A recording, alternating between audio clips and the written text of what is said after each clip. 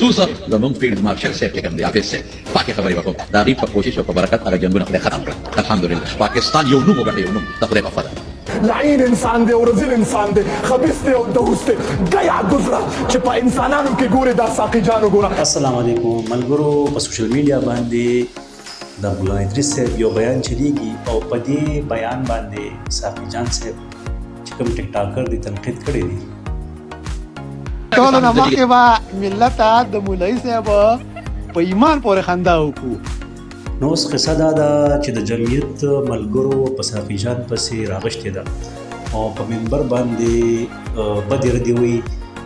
اے ناسونتا اے د سپیو د خنزیر عمر مخ دی نیولې دی ساقي جان باندې نومېږي. هماره خبره ته ګوره بد مو ګورې پښتنو دې مولوي صاحب تر پښتون وطن غم نه ښکارېدو تر جرنیل صفت ښکاري. ټیک تا ساقي جان خبره غلطه کړې ده یا ټیک کړې ده دا به فیصله تاسو کوئ خو په منبر باندې داسې قسم خبرې نه دي. قسم دې مخې وګوره د هغه د خنزیر او د هغه په مخ کې فرق نشته. ته چې په دې خپل منبر باندې د امن خبره وکړي او د پښتون وطن خبره وکړي نو ولې ته به وشلېږي څه خبره ډېره لرې تللې ده او په سوشل میډیا باندې ډېرې بدې کنځلې ساقي جان ته هم خلک کوي او ساقي جان هم په خپله خبره باندې کلک ولاړ دی.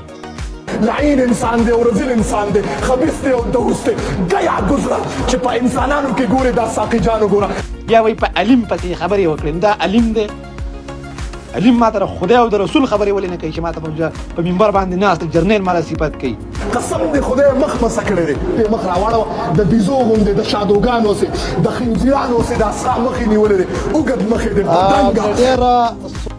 ملګرو فیصله په تاسو باندې ده چې آیا ساقي جان غلط دي او په د جمعیت ملګري غلط دي. خپله رایې په کمنټ کې موږ ته ووایئ. سپینې خبرې ایمان منصف شاه د ځان خیال ساتئ د الله په امان.